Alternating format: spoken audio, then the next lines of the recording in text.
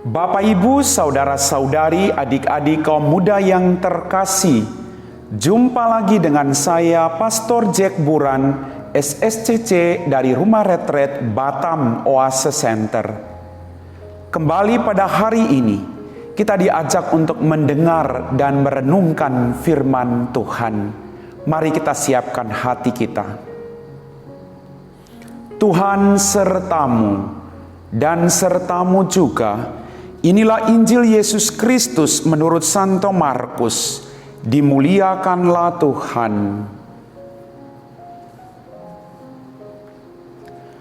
Pada waktu itu Yesus meninggalkan daerah Galilea dan berangkat ke daerah Tirus.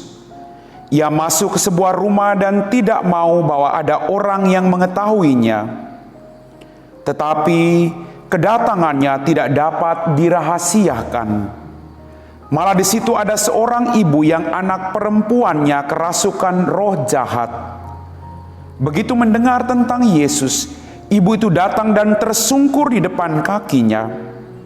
Ibu itu seorang Yunani berkebangsaan Siro-Fenesia. Ia mohon kepada Yesus supaya mengusir setan dari anaknya. Yesus selalu berkata kepadanya, "Biarlah anak-anak kenyang dahulu. Tidak patut mengambil roti yang disediakan bagi anak-anak dan melemparkannya kepada anjing." Tetapi ibu itu menjawab, "Benar Tuhan, tetapi anjing di bawah meja pun makan remah-remah yang dijatuhkan anak-anak." Lalu Yesus berkata kepada ibu itu, "Karena kata-katamu itu, pulanglah, sebab setan itu sudah keluar dari anakmu." Ibu itu pulang ke rumah dan mendapati anaknya terbaring di tempat tidur, sedang setan itu sudah keluar. Demikianlah Injil Tuhan.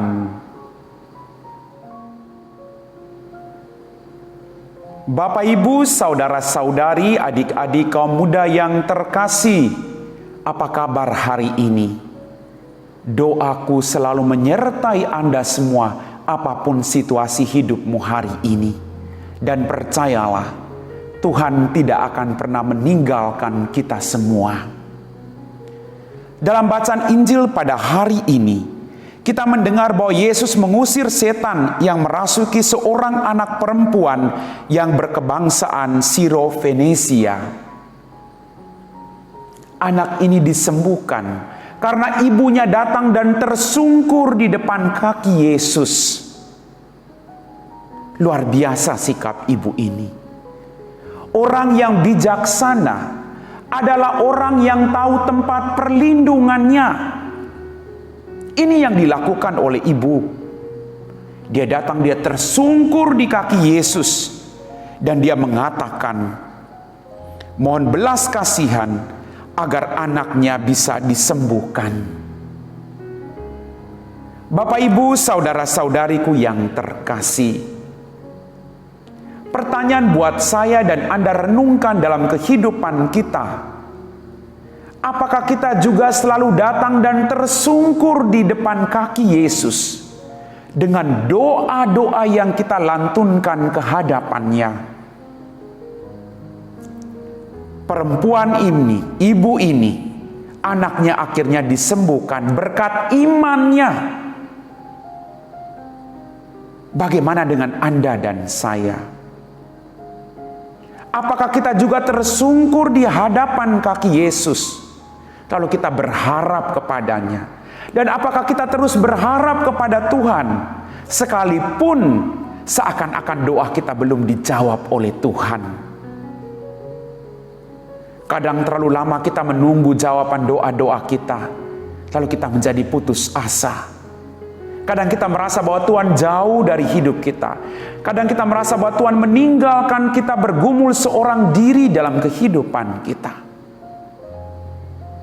Tapi bagi saya, pergumulan demi pergumulan yang kita hadapi, asalkan kita mau terus datang dan berharap kepada Tuhan dengan iman yang teguh, maka pasti kita akan memperoleh apa yang kita harapkan dalam kehidupan kita. Bapak, Ibu, saudara-saudari yang terkasih dalam Tuhan kita Yesus Kristus, kita diajak. Kadang kita memohon sesuatu kepada orang lain, lalu orang tidak memenuhi permintaan kita. Lalu apakah kita berhenti untuk memohon? Ataukah kita berhenti untuk terus berusaha? Jangan. Selama kita masih diberikan kehidupan oleh Tuhan, selama kita masih bisa berjuang untuk memperoleh sesuatu yang baik dalam kehidupan kita, jangan pernah untuk menyerah. Saya pernah mengatakan, jangan takut akan kegagalan. Gagal yang sesungguhnya adalah ketika Anda berhenti untuk terus mencoba dalam kehidupanmu. Maka kegagalan itu no problem. Justru di balik setiap kegagalan hidup kita, kita belajar banyak hal. Kita belajar menjadi pribadi-pribadi yang jauh lebih matang.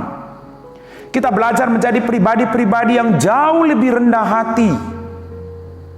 Kita belajar menjadi pribadi-pribadi yang tahan banting dalam kehidupan kita. Maka satu hal yang harus kita lakukan adalah, ketika doa-doa kita belum dijawab oleh Tuhan, mari kita terus datang dan bersimpu di bawah kaki Yesus dengan doa-doa kita, Bapak Ibu. Jangan pernah berhenti berharap, karena harapan yang ada dalam hidupmu kadang memampukan Anda untuk terus datang, memampukan kita untuk melampaui segala keterbatasan demi keterbatasan yang ada dalam kehidupan kita. Sikap seorang ibu tadi yang memohon anaknya disembuhkan perlu kita teladani. Kita perlu datang terus kepada Tuhan, dan kita perlu bersabar, karena waktunya Tuhan akan indah bagi hidup saya dan hidup Anda semua. Bapak, Ibu, saudara-saudari, adik-adik kaum muda yang terkasih, dalam kehidupan kita kadang kata-kata penghinaan, bahkan perlakuan kasar membuat kita ingin membalas kejahatan orang itu terhadap kita. Tapi mari, ketika kita berhadapan dengan ketidakadilan, ketika kita berhadapan dengan perlakuan yang kasar dari orang lain, kita berjuang untuk jauh lebih sabar. Sekali lagi, kalau ada yang jadi api, harus ada yang menjadi air. Karena demikian, api akan padam. Bapak, Ibu, saudara-saudari, adik-adik kaum muda yang terkasih, mari saya mengajak Anda sekali lagi, kita bawakan semua penderitaan kita, kita bawakan semua pergumulan hidup kita kepada Dia yang akan menyembuhkan luka batin kita. Dan percayalah, Dia akan melakukan itu bagi Anda dan saya.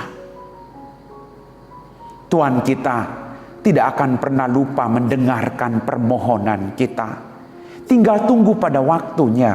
Kadang kita tergesa-gesa. Kita mau bahwa hari ini saya berdoa, semua persoalan saya selesai. Tapi apakah kita mau bersabar dan menunggu janji Tuhan dalam kehidupan kita? Dalam proses kesabaran itu, justru kita membuat iman kita semakin bertumbuh. Bahwa Dia Allah, Sang Immanuel, yang tidak akan pernah meninggalkan Anda dan saya dalam perjuangan hidup kita masing-masing. Sekali lagi, kalau dulu Tuhan mampu melenyapkan roh-roh jahat dan melenyapkan macam-macam penyakit dan membangkitkan orang, sampai detik ini Tuhan akan terus melakukan itu, asalkan kita punya iman yang teguh dalam kehidupan kita. Yesus mengusir setan yang merasuki seorang anak perempuan berkebangsaan Siro-Fenisia itu karena iman yang besar dari ibunya yang memampukan dia untuk terus berharap pada penyelenggaraan ilahi. Mari kita berharap pada penyelenggaraan ilahi dalam kehidupan kita. Kita persembahkan suka duka hidup kita Kita berjuang sekuat tenaga, dan biarkan Allah membantu kita dalam perjuangan kita, agar kita boleh merasakan kemuliaan-Nya. Amin. Bapak, Ibu, saudara-saudari, adik-adik kaum muda yang terkasih, setelah kita mendengar dan meresapi firman Tuhan, mari kita siapkan hati kita untuk berdoa. Dalam nama Bapa dan Putra dan Roh Kudus. Amin. Ya Tuhan, Allah Bapa kami dalam kerajaan surga, kembali kami bersyukur Bapa atas rahmat kehidupan, kesehatan yang masih Engkau berikan kepada kami. Ampuni dosa-dosa kami Tuhan. Kami juga berdoa bagi semua orang yang saat ini sedang menderita sakit. Kalau Engkau mampu melakukan itu pada zaman dulu, kami percaya Tuhan sampai detik ini kuasa-Mu akan sempurna dalam diri orang-orang yang selalu datang dan berharap kepadamu. Semoga kami tidak putus asa dengan segala sakit dan penyakit kami, dengan segala pergumulan dalam kehidupan kami. Tetapi kami tetap datang bersyukur, sembari tunduk di bawah kaki-Mu Tuhan, dan mendapat berkat dan mujizat yang Kau janjikan bagi semua orang beriman. Kami puji Engkau Bapa, kini dan sepanjang segala masa. Amin. Tuhan sertamu dan sertamu juga. Semoga kita sekalian, orang-orang yang kita doakan, pekerjaan kita, diberkati oleh Allah yang Maha Kuasa, dalam nama Bapa dan Putra dan Roh Kudus. Amin.